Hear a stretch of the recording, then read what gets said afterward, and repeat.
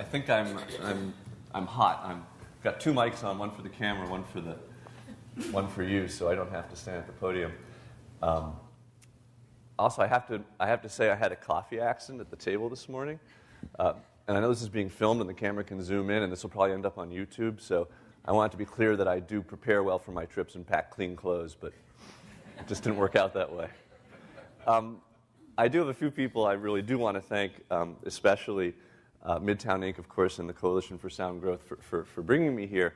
But I've been treated really so warmly, and we spent hours touring around yesterday with Ann King and Leslie Ann Hurd and others, showing me a lot of your city, and I'm grateful for that, and also grateful for the home Southern hospitality of John and Lucy Sheftel, who welcomed me to the Cedars, and it's nice, let's just say it beats the Courtyard Marriott, which is my normal place to stay.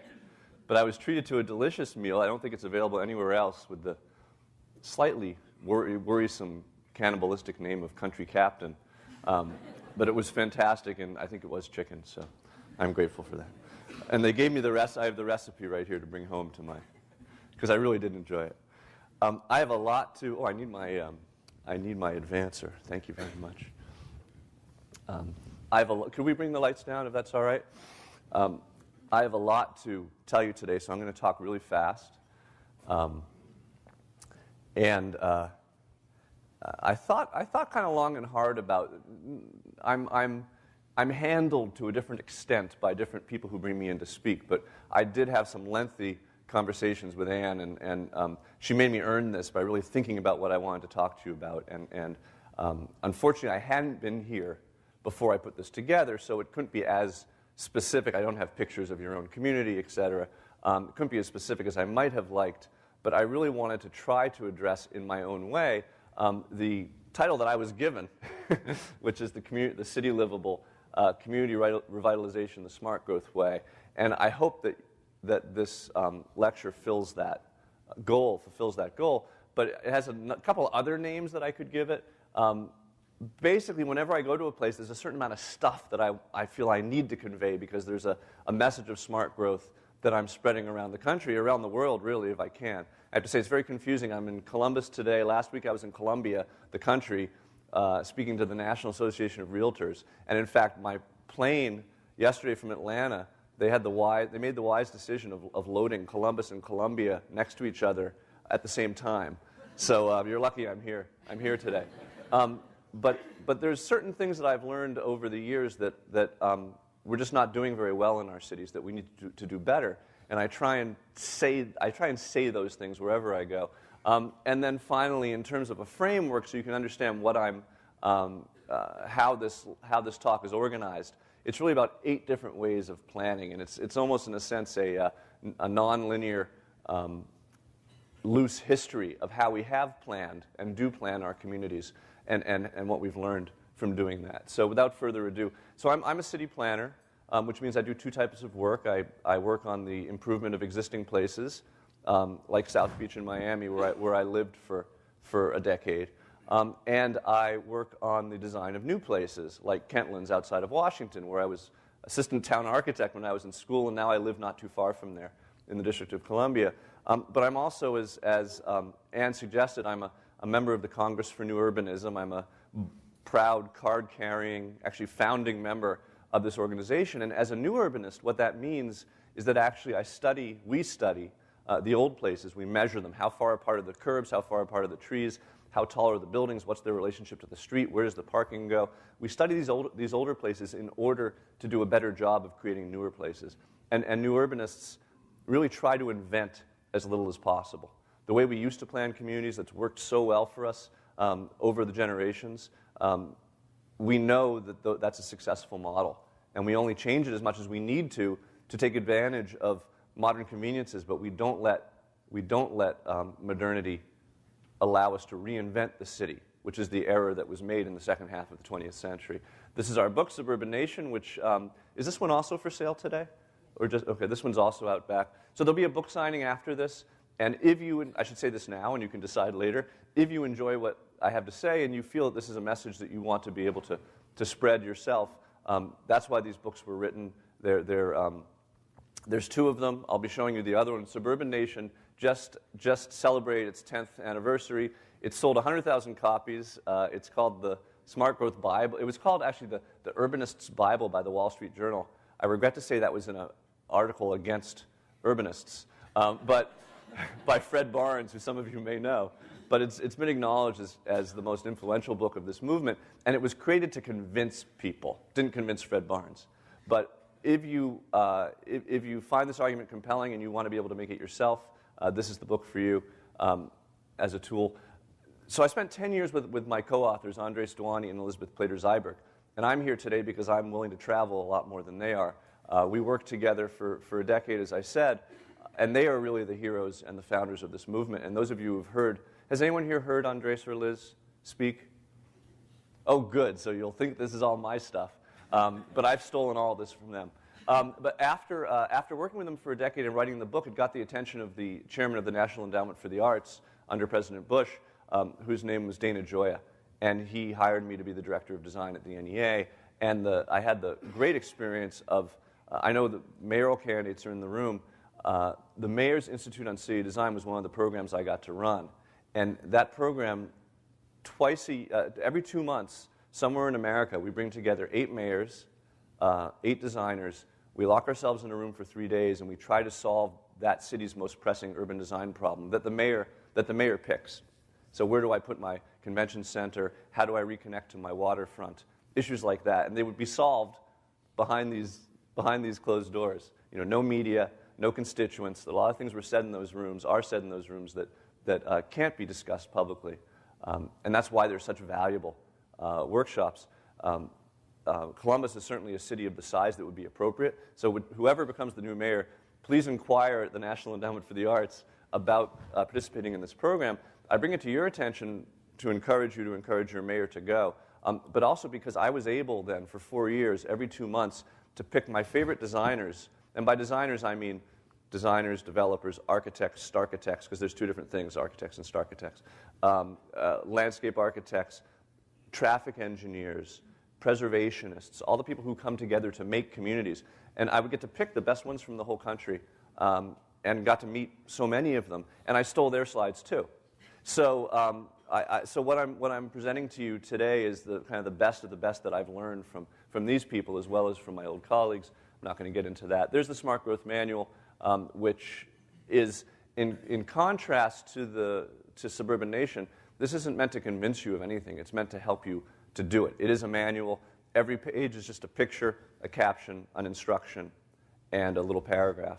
For example, you know, about providing parallel parking along the curb to protect the sidewalk. Simple things like that. But if you add them all up, they tend to be the things that cities get wrong. And there's 148 points that make up the book. So I think particularly if you are somehow related to the creation of community or perhaps judging the creation of community and deciding whether plans that are proposed are actually smart growth, this book would be useful to you. I'm invited, now we're getting into the subject matter, I'm invited to a lot of places through an organization called CEOs for Cities.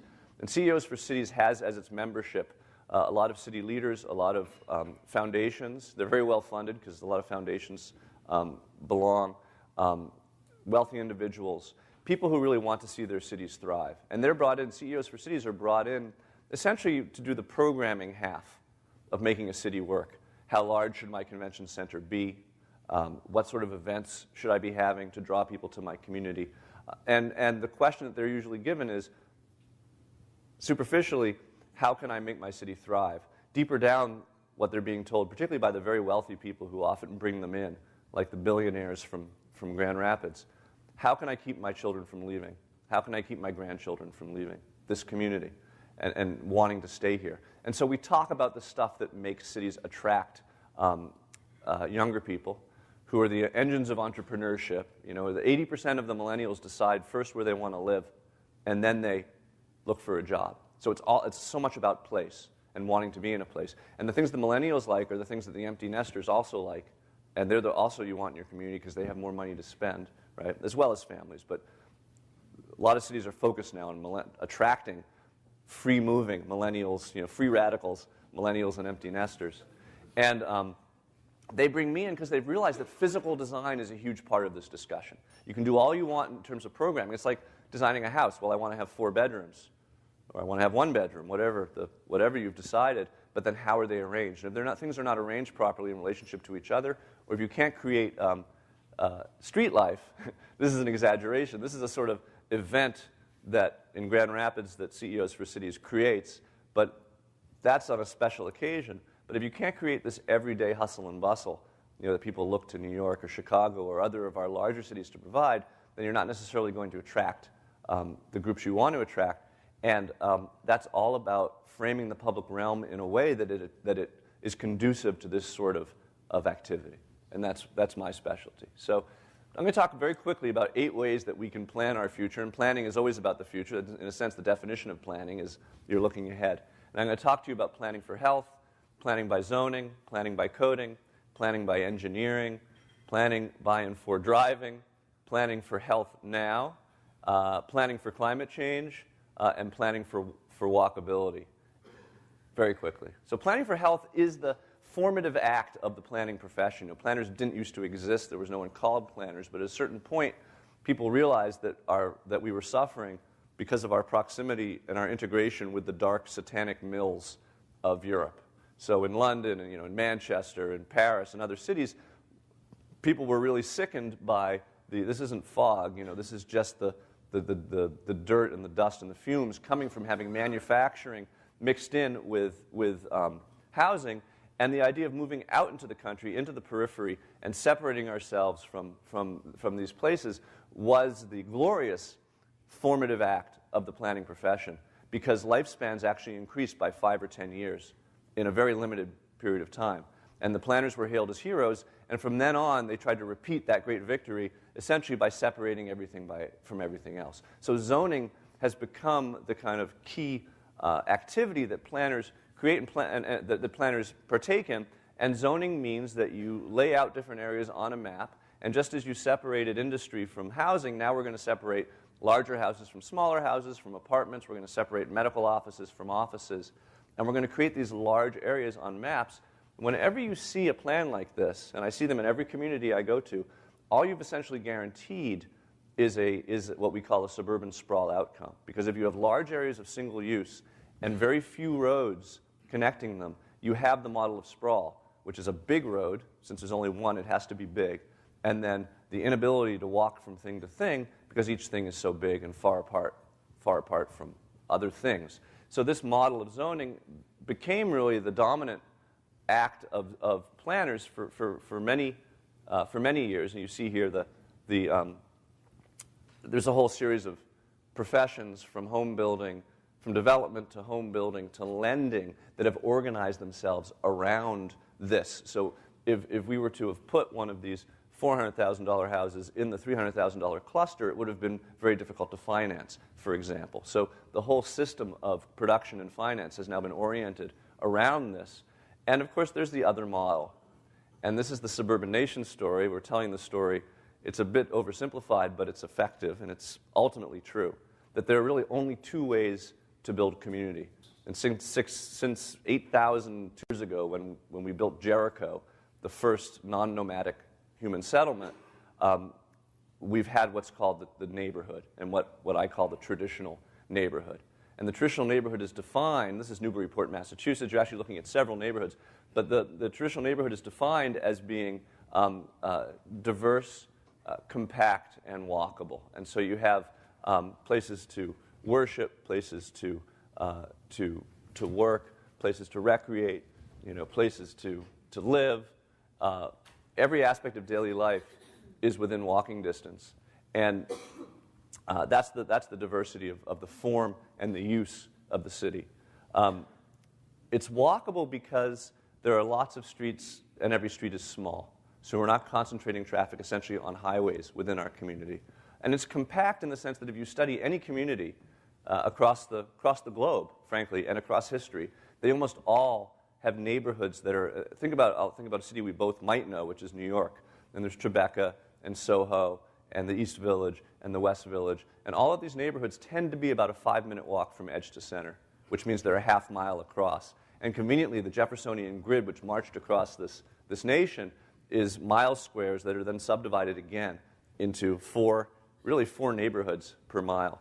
And then you see when you go to communities, you can often identify individual neighborhoods as that size. So it's a well-established model, but it was not invented. It's something that developed naturally in response to man's needs. And here's a diagram that was done initially in the teens, but then kind of resuscitated by my colleagues Andres and Liz, showing the neighborhood structure with a clear edge, a clear center, a mix of uses, many blocks, many streets, and the idea that it can be accumulated. So one can stand alone as a village, several can come together, or many more as a town, and then when they become vertical and more intensely used, they're a city. And those are the two models. You can see the difference between them. And here's a more recent diagram showing that it's the same stuff, right? The sprawl model on the left has places to go to school and shop and work and recreate, but they're all big and they're all separated and they're connected by only one road, and that road becomes the highway. Whereas the traditional neighborhood, they're organized like confetti. That's so important. So sprawl is easy to analyze and discuss because it's made of very few distinct components. And each one is a monoculture. There are places where you only live, places where you only work. So it isn't just this map I showed you, right? I mean, it's much more intense than that because the areas can be much larger and much further apart from each other. So places where you only live, places where you only work outside of Washington, places where you only shop, the big box zoo, the latest version. And then public institutions, which tend to be supersized because this whole mentality of having bigger things further apart from each other. So you get the high school that you can tell by the sheer size of the parking lot to which no student has ever walked, will ever walk. Busing isn't even efficient because the students of this school are so far flung in these dead-end subdivisions, right, that surround it. This is in South Florida.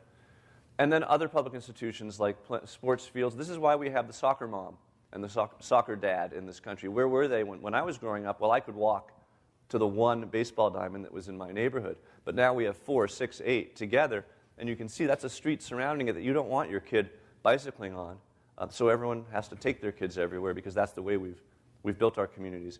And the one piece of this puzzle that was never properly counted when they did the math was the amount of roads it would take. If we separate everything from everything else on the presupposition of one car per adult and the fact that everyone's going to drive everywhere, then all of a sudden we load up our streets and our highways to an unprecedented degree. And the interstate highway system, which was created for commerce and for vacation travel and for nuclear evacuation, frankly, it's true, has instead become a commuter. It's become a commuter way. I lived in 3 different places on the East Coast where I drove I-95 to get to work, and that's how we live now. So I always tell people, this model, which wasn't something that developed naturally, but was in fact a post-war invention, this single-use sprawl model, you can have it, but understand it's a 2-part deal. And if you want one of these, you have to have the other. And then there's this really strange development where this is like Oscar Mayer. This is just Chevron. Right? This is like Oscar Mayer having an ad where the lady says, "No more hot dogs for me, thanks." Right? I mean, they're advertising to stop using their own product. But the point is, all this momentum we're trying to generate to change our lifestyles to be more sustainable. Well, if she lives here, how is she going to leave the car at home? And what this whole campaign doesn't understand is that we've created a national landscape where this sort of reforming our behavior isn't possible. And so much of America, really the majority of America geographically, is this model and not the neighborhood model anymore. So